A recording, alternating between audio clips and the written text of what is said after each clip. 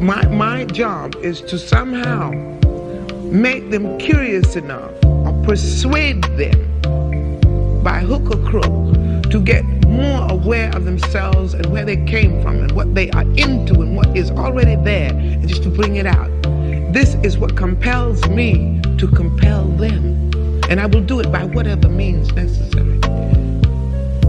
Welcome to the Black Girls Heal podcast, where we talk about healing our intimacy disorders, unresolved trauma, and building a healthy relationship with first ourselves and then others. Every episode, we will talk about advice you can apply today to break unhealthy patterns and grow in your self-worth. I'm Sheena Lachey, love addiction coach and trauma specialist. Let's begin. Hello, and welcome to the latest episode of Black Girls Heal.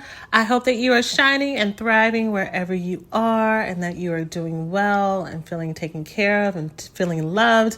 And if you're not feeling that way, I hope that you're able to step aside and spend some time with yourself to figure out what is it that I need, what is it that I'm yearning for, what is it that I'm craving, and give it to yourself. And if you're with partners, friends, family that are healthy and loving and want to love you, that you advocate for yourself, that you ask, that you learn how to communicate those needs to others and let them in and let them love you too. So with that said, today's episode, we are talking about what to do when you like someone as a love avoidant. This is my two-part series where I'm talking to those of us who may be entering new romantic partnerships with partners as previously identified love addicts and love avoidants.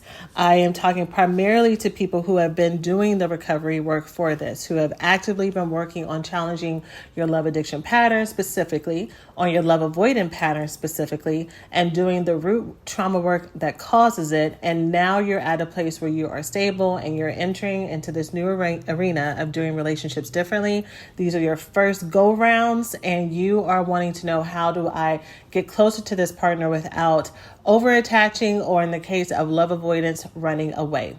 So last week I did when you like someone as a love addict, like I already said, and today is the love avoidant.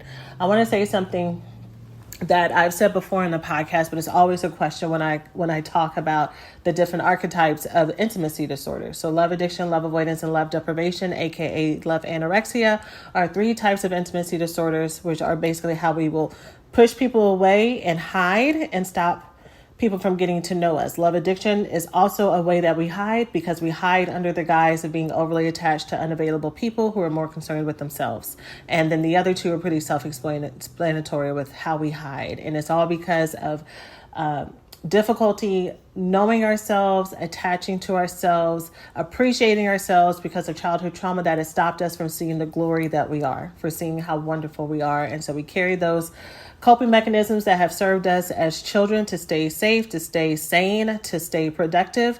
And we carry that into adult relationships, and we get to places where we're like, hold up, this ain't working anymore. If anything, it's getting worse.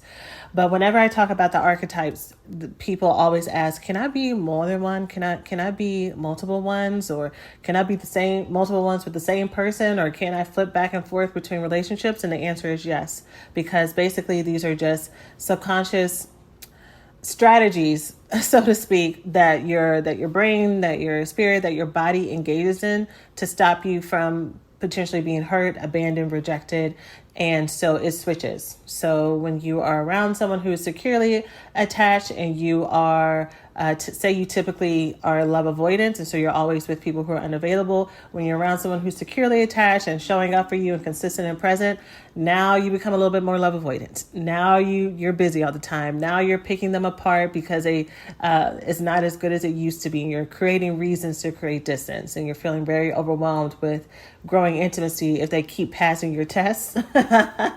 So you switch to that, and then in that same vein, while you're like, man, this is way too much, I need space, you can get in the next relationship and be all up under somebody and can't get enough of them. And you're always checking your phone, checking your texts, trying to see where they're coming from, trying to see what they're thinking, and all the stuff that you would never ever think to do in a million years with a person who's securely attached. So yes, absolutely, you can and you do change between until you do the root work. So that's all to say, I hope that you listen to both. I hope that if you are new to this podcast, especially, but even to my OGs, if there is a title that you think that doesn't really apply to me, I mean, I do it too sometimes, especially with podcasts that I've been following for a long time, and I love them. Sometimes I can get under the guise of, well, I think I know what they're gonna say, but y'all, there's always a nugget for everybody, and I think a lot of times we miss information that we need because we think that's for somebody else and it's not for us. And so we don't take it in. But there's something for everyone. And especially with this, always listen to all the different archetype episodes because there may be something that you can connect to. One more thing before I get into the content, since I'm doing an overview of this podcast is specifically for people who have these types of issues. I'm going to do our Healed and Loved Woman framework coming up soon, where I go over the different archetypes again and what the healed version of those look like. I believe it's episode 5, where it's the first episode that I talked about the archetypes. If you want to scroll on down, but you'll find them throughout the archive. But I say that because the name of the podcast is Black Girls Heal. And I know that people will hit on this because it's like, Black women healing. Yes, I love it. And if you don't align with being in out of control relationships, of feeling a lot of shame and guilt about it, with not being able to feel confident in yourself, that what other people say about you gets to you, that it's hard for you to trust people to the point where you have created a lifestyle that is very problematic to you. And when you see other people have these types of problems, for you is very simplistic. And it's like, yeah, we all have problems and things have happened to me too, but you just got to do this. You just got to stop. Or, you just got to, some kind of very simplified version. You're not going to like this podcast. This podcast is for all of us who may even have it going on very well on the outside, but internally and intrapersonally, we got a lot of work to do, and we need a safe space and a safe place to land to talk about these things, to normalize it, to know that we're not alone. And if nothing that we have seen, that I've seen being a teacher and an educator and a coach here and a therapist when I was operating as a therapist for about 12 years, before I transition fully, we need this. We need this place, and we need to hear it often and consistently. So I'm happy you're here. I'm so happy you're here, and I hope that whatever I give you today, you can take this into your everyday life to find more freedom. So let's get into this. Okay, when you like someone as a love avoidance, whenever I tell people who are in recovery, especially from love addiction, but whenever I'm talking about recovering from all of these, they are all painful because for you to do the work, you're going to have to engage with underlying trauma and unlearn those things and start to believe that maybe the things people said to you weren't true. Maybe things weren't your fault. Maybe the things that you need, that you're not needing too much. Maybe you're perfectly normal and beautiful and perfect exactly as you are. And those can be very, very difficult, foreign, nonsensical things to believe, even though in your heart you want to believe that is true and other people tell you it's true. There's just so many weeds and things that crowd it out. So you do that work. And I think a lot of times people think because of the intensity around love addictive behaviors and just the obsession, the rumination, the deep crying spells, the deep pain, even stalking, even suicidal thoughts, panic attacks. I mean, all the things that can happen and do happen when you're in an addictive relationship and you're starting to pull away the intense guilt and shame and you're a bad person that comes up. People will believe that once you heal from love addiction, then it's going to be easy because you have so much love to give, and now you're going to be open and available to be with healthy partners. And I always say that if anything, once you stop those patterns, that's when love avoidance comes into play. So we're constantly in a stage of healing and growth, because love addiction is like layer 1 to protect you, and then love avoidance comes in to protect you from being seen.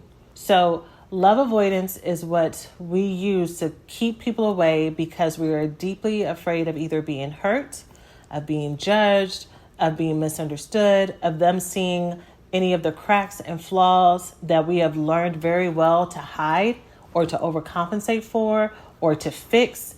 And if someone gets close enough to see all the things that I haven't been able to fix yet or perfect or, solve whatever, then that is deeply scary. That is deeply scary because we learn to be safe by having this projected image. We learn to be safe by always being in control and by being able to write our own narrative. And so real intimate relationships, they see flaws and all. They comment on it. They are there to see when you haven't been able to, fix your makeup after you've been crying. And now they are seeing you super exposed. And that type of intimacy and that type of care is devastatingly dangerous and scary for many of us. And so I said all that stuff about love addiction to say I just want to prep you for if you have been healing from this process and now you're with an amazing person that you really want to get to know, and you find yourself pulling back, and you find yourself having doubt, and you find yourself trying to make yourself be busy, and you find yourself doing all this stuff. First of all, I want you to practice some self-kindness and grace and congratulate yourself for seeing that this is your defense mechanism. I think a lot of times love avoidance gets swept under the rug and we don't realize it because we think, just people got to keep up with us. If they can't fit into my lifestyle and my flow, then it's a them thing. It's not a me thing. I'll find somebody who can. I don't need them is our magic refrain. But for you, being able to practice self-accountability and knowing that relationships take mutuality and take work, and also knowing your susceptibility to rejection and pain, it is no easy feat to be honest with yourself about those things. So I really do want you to validate that and see that part of yourself. So that's the first thing. The second thing is I want you to know that all of these things that have been learned can also be unlearned. Every single one of us came into this world with an open heart, with just the desire to play, to be loved, to connect, with eyes of wonder, with eyes of hope. And we learned these things. And so because they were strategies and coping mechanisms that were put upon us, we can learn the same thing in the opposite direction as well. We just have to be patient and kind and giving to ourselves, things that often we weren't given before. So with that said, let's talk about 3 things that I want you to keep in mind when you are with someone that you really like and you're getting to know as a love avoidance. Same disclaimer as last week's episode. Some of you are already in long-term partnership relationships and you've been with them for a big while. You still may be able to get some things from here, especially because with just the nature of relationships, that ebb and flows, where some days I really love you and some days I need you to get away from me and just falling into patterns. Knowing these ways to move closer to them just puts it on your radar in case it is something that is a good takeaway for you today. So the first thing is, as a love avoidant, you need to practice and hone the skill of telling them about your day and letting them into what's going on in your mind and your heart and your inner working. Now, this is different because typically with my ladies who are love addicted, I will talk about strategies and rules to kind of pull back a little bit more and to not be on text all day and to not be calling them all day and to have a lot of limits. But with my love avoidant ladies, y'all need to learn how to push forward. You need to learn how to be more available to these conversations, to moments that are not controlled, to spontaneity, to not having rehearsed communication, to just allow all of that stuff down and just be yourself. Something so important that I miss in my intros too is that these are things that I'm going to tell you to do or suggest for you to do with people who are healthy and available. If you are doing this as a love avoidant with someone who is either narcissistic or someone who is very love addicted towards you, you're actually going to be enabling, without intending to, you're going to be enabling this insatiable need that that person has on the other end to have more of you.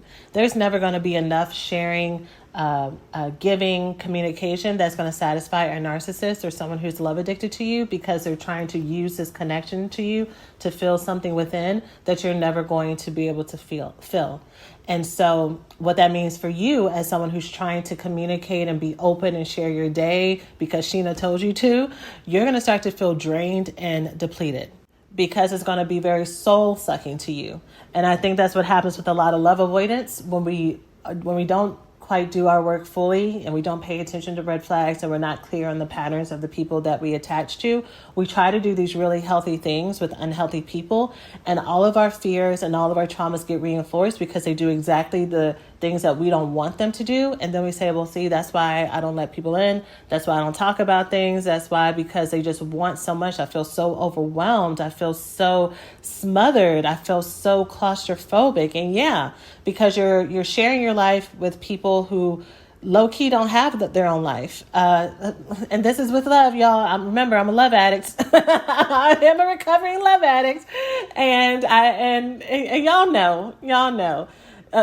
Or better to say, I'll talk specifically about love addicts. As love addicts, we can have a really great life, but what happens with us is when we get with someone that we really like and enjoy, we just want more of them. And so our life slowly disappears. We slowly stop hanging out with our friends. We slowly stop doing hobbies because hanging out with you becomes our hobby. You become our best friend.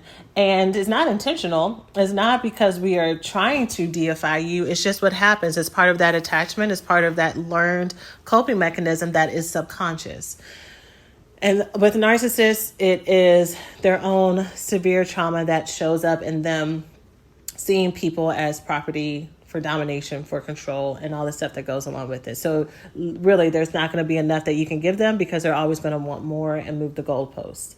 So going back to what this looks like for you in sharing your day as a love avoidant, it means just initiating not only hellos, it might mean taking pictures of what you're doing throughout the day. It might mean sharing a thought that you have instead of waiting for them to share a thought first. If you're thinking about them, maybe let them know, is what I'm saying, is don't play a game of chicken. But like, I'm only going to say something nice if they say something nice. And even when they do say something nice, I'm going to play it cool and reserved and just be real chill about it. Let them know that you like them back. It feels good. It feels good for you, and it feels good for them. I think even, about half a year ago, I had a couple of indirect references to masculine and feminine energy because it was something that it was a concept that I was using that was healing a lot of things within me.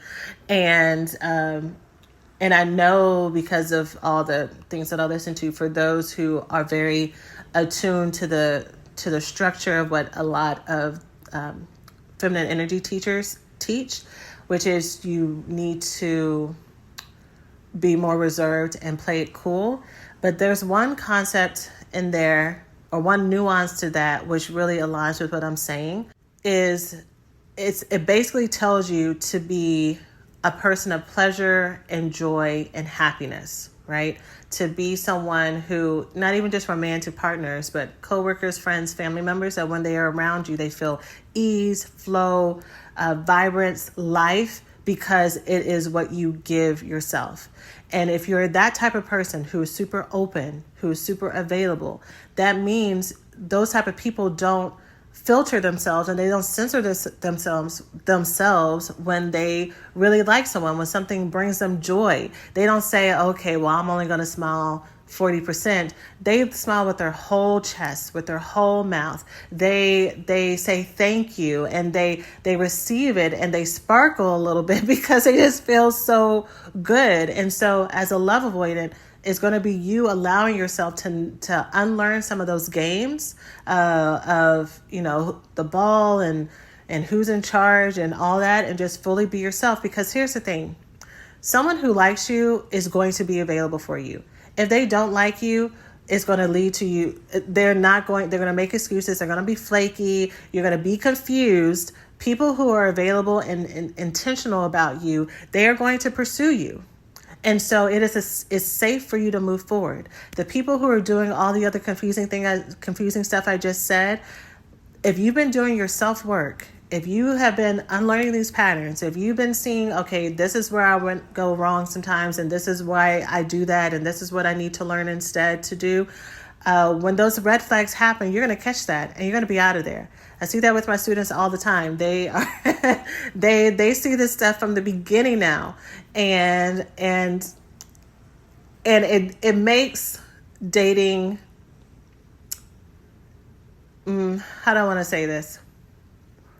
I want to say it makes dating different. That's the word I'm going to use, because when you are ignorant to all these red flags and these things, you'll date someone like your dating card is always full. You're always doing things and you're always, hanging out with people and all of that stuff.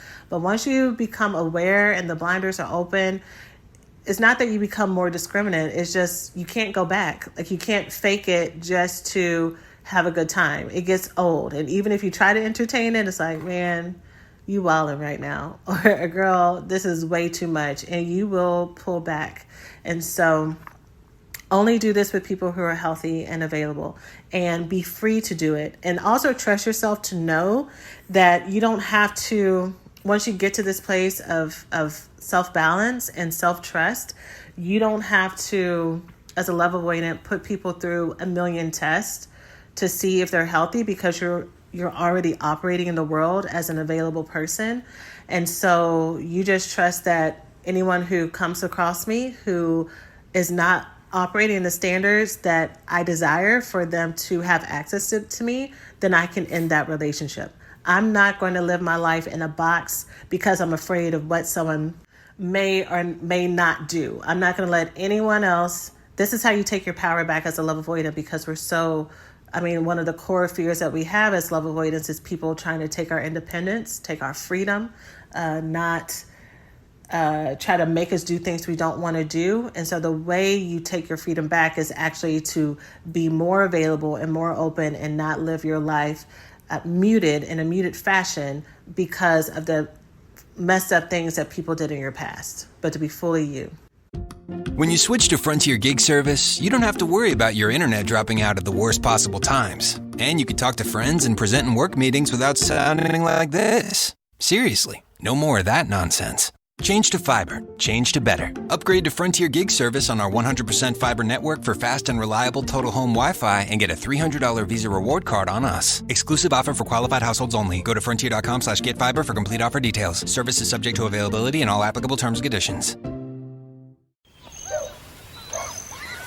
Long weekends are all about getting a little you time. And at the Home Depot, you time means you building, you drilling, you doing, you recharging, you saving, and you going back for more.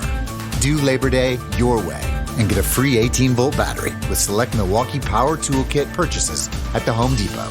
How doers get more done.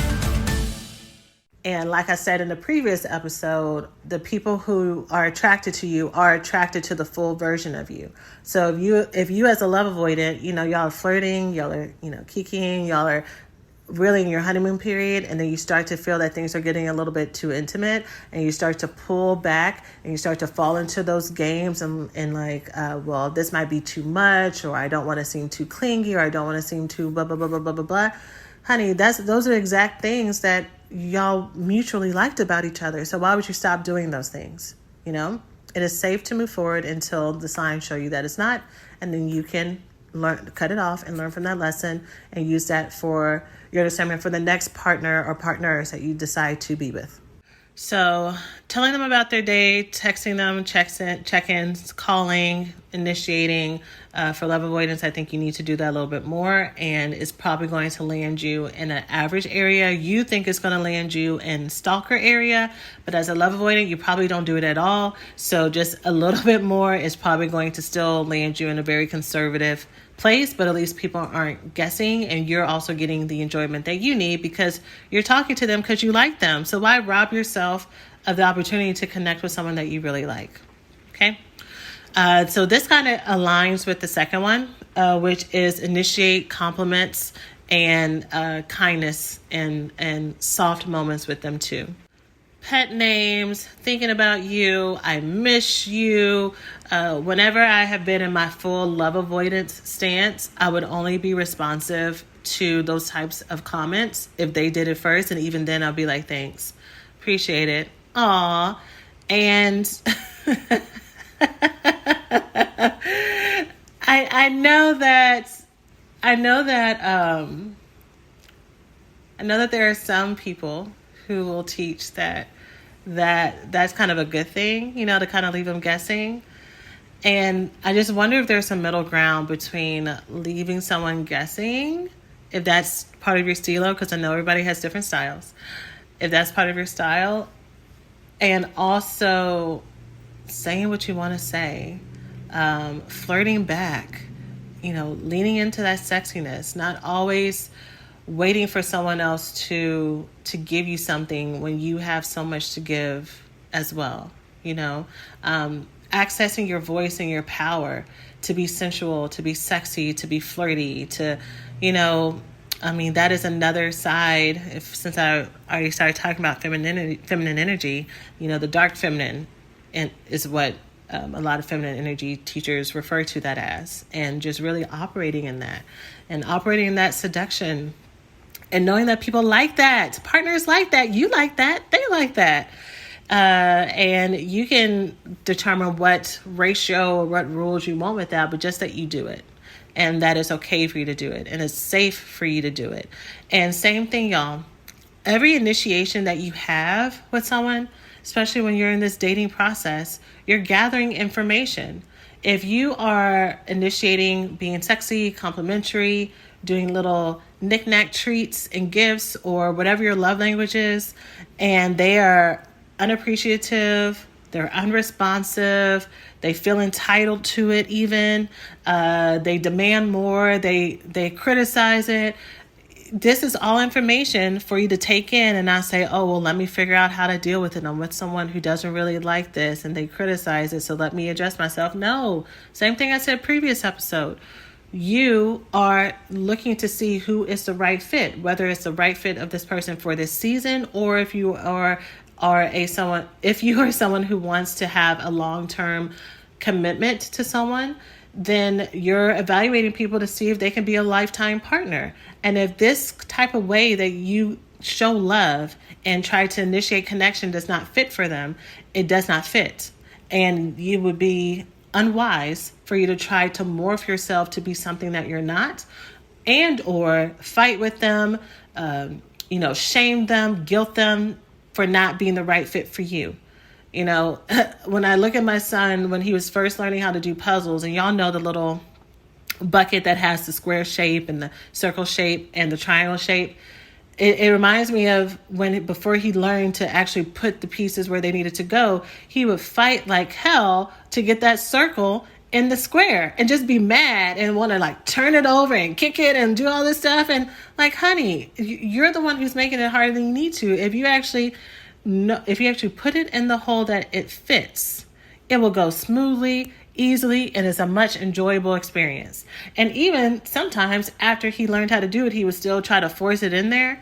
And that's that Taurus energy, I guess, that stubbornness. And I was like, same thing. Sometimes we know what to do and we still try to make things work. And, this is where I'm going to end the metaphor, because there could be a lot of reasons for it. It could just go back to us not looking at maybe unresolved or unexposed parts of our story and our trauma that maybe have normalized that relationships and love and connection come with drama, come with dysfunction.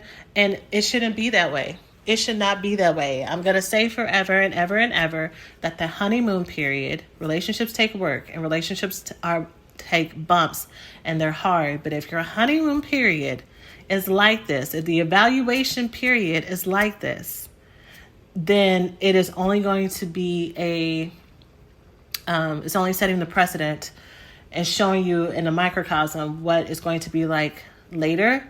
But just multiply that by 5 times, because life is going to life, and you need to have someone where y'all are on the same page with when it comes to communicating, connecting, building a friendship together where it can be mutual.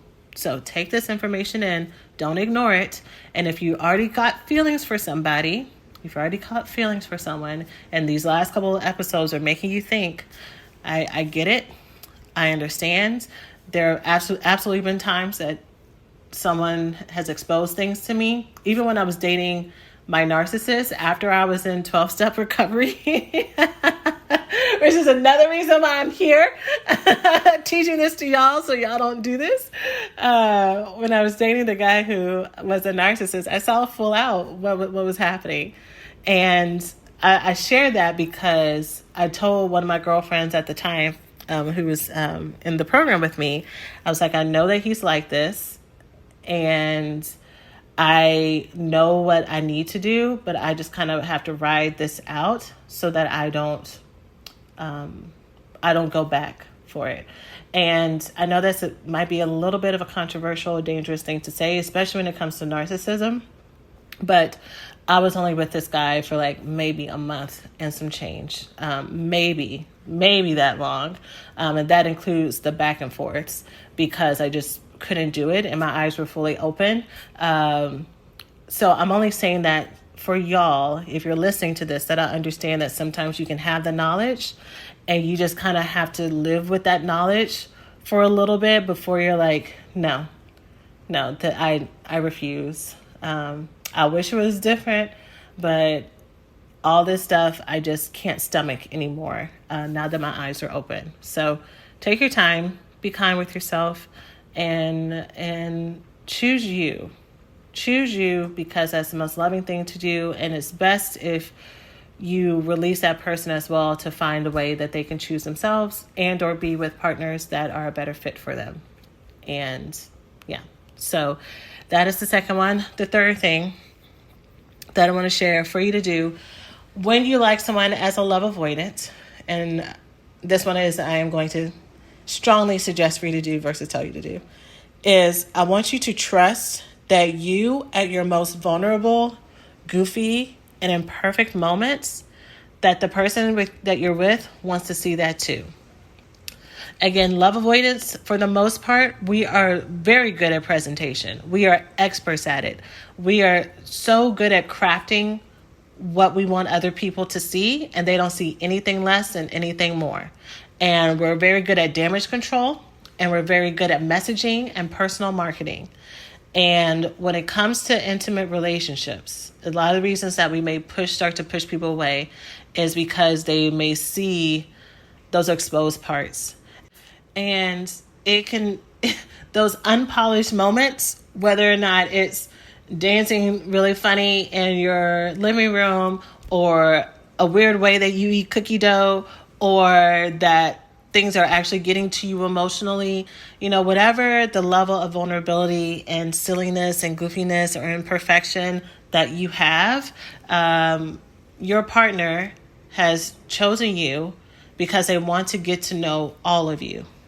Again, this exists with healthy, available people, even people that you're like, they're so amazing. If they see this part of me, they are going to run for the hills, and they're not. If anything, they may see it as quirky. They may see it, not quirky, that's not the word. Well, yes, quirky, but like endearing. They may see it as a special privilege that they get to see this part of you that other people don't. That's one of the magic things that happens when you're in a deep, intimate relationship, that you build this best friendship, this kinship, this connection that is so private and just between the two of you. That is what makes it so sweet, and that's what makes it so safe. And you got to let them see those parts of you and not apologize for it. To not feel like you need to give disclaimers before you do it, or say, you probably think this, or you probably think that. And if that is what's happening for you, by the way, instead of you trying to act like you're not feeling a little bit vulnerable, instead of projecting what you think they think, because it's really about what you think, say, sometimes I feel this about myself, and sometimes I feel like this part of me is really silly. What do you think? And as much as I talk about not caring about what other people think, I think because this is a safe person and a safe space, and, or actually, let me amend that. Instead of you saying, what do you think? You can directly ask, because that question is really a bid for them to tell you that you're good enough, right? To tell you that you're pretty enough, that you're smart enough, that you're funny enough, that they're not going to leave. You can practice telling them what it is that you want for them. So this part of me kind of makes me feel embarrassed and makes me feel as if you might judge me. Can you tell me that this isn't that bad? Right? That kind of stuff. So hopefully that helps.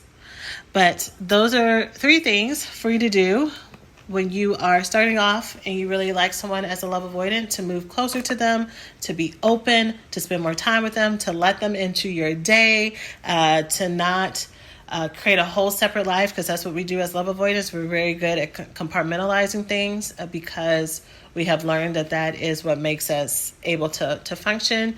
And it's possible to involve people in multiple areas of your life. And yes, before you even say it, it is a risk. There is absolutely a risk in this, in that you can get really used to talking to this person all the time. You can really start to like the compliments. You can really start to truly fall in love in a deeper way than you've ever fell in love before. And it can be very, very scary to do this. Not it can be, it is very, very scary to do this. But I also want you to consider the possibility that maybe, especially because you're moving differently and literally you're a different version of yourself, that this relationship does not have to end in flames and fire. That maybe what could also happen is that this becomes something that's super beautiful, that is super loving and enriching, something that makes you better and makes them better. And even if it does end after a while, that you can leave without feeling like this was a waste of time, that this was wrong, that you lost out. That how you'll hear some people say that they really loved somebody and they would never take back their time from them if they lost that person due to death or circumstance or otherwise. Maybe that's an experience that you could have. And maybe that's an experience that you can understand, and that will become your new norm. That now when you're a partner with people, you have the most amazing relationships with them, and maybe 1 or 2 last long term and others just are there for the season, instead of, the other ones that bring us to this place of healing in the first place. So that is my wish for all of you, that you have those moments and that becomes your new reality and truth. And yeah, so I hope you like this episode. All of the things that I mentioned that get in the way of us making these changes, of actually setting them in and they actually stay, versus us, we try to text them a little bit and then we get scared and we get busy and we don't know how to stay on track, or we don't know how to initiate, or we do initiate and then they say something that hurts our feelings and we feel like running, but we don't know if it's actually a them thing or a us thing. And then all the ways that our self-doubt, trauma stories and everything gets in the way. All those are the things that I help my students with in the recovery school. This is my last time teaching this live. I will be teaching it live through September through December before I close my live teaching and my live coaching. And I would love for you to be a student. I would love that if you have heard things that you feel pertain to you, that you feel you need access to, that you allow me to support you and guide you in this process. You keep the curriculum even past December, even past the time that I will no longer be teaching it live, so that you can refer back to it, have access to the student community to share wins and questions with each other. And during the time that I'm teaching it live, you have access to private calls, to group coaching, and all the stuff that goes along with that.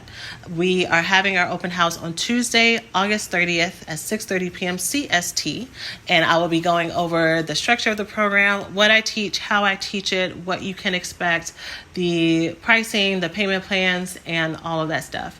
This will be your last chance to join me before I stop. I just want to make that very clear, because I think in the past I've talked about this and it's been that it's just for this cohort time, but then I will open a future cohort. This is my last time teaching this program in this way. So Would love for you to join us. You can save your seat by going to blackgirlsheal.org/open house. Again, it's blackgirlsheal.org/open house. And yeah, I'm sending you all so much love. As always, take care of yourselves, and I will see you in the next one. Bye-bye. When you switch to Frontier Gig Service, you don't have to worry about your internet dropping out at the worst possible times. And you can talk to friends and present in work meetings without sounding like this. Seriously, no more of that nonsense. Change to fiber. Change to better. Upgrade to Frontier Gig Service on our 100% fiber network for fast and reliable total home Wi-Fi and get a $300 Visa reward card on us. Exclusive offer for qualified households only. Go to frontier.com/getfiber for complete offer details. Service is subject to availability and all applicable terms and conditions. This is the smell of the leftover tuna fish sandwich you left in your lunchbox over the weekend in a wimpy trash bag. Wimpy, wimpy, wimpy! Blech! And this is the smell of that same sandwich in a hefty, ultra-strong trash bag. Hefty, hefty, hefty! Ah, smell the difference? Hefty Ultra Strong has Arm & Hammer with continuous odor control, so no matter what's inside your trash, you can stay one step ahead of stinky. And for bigger jobs, try the superior strength of Hefty Large Black Bags.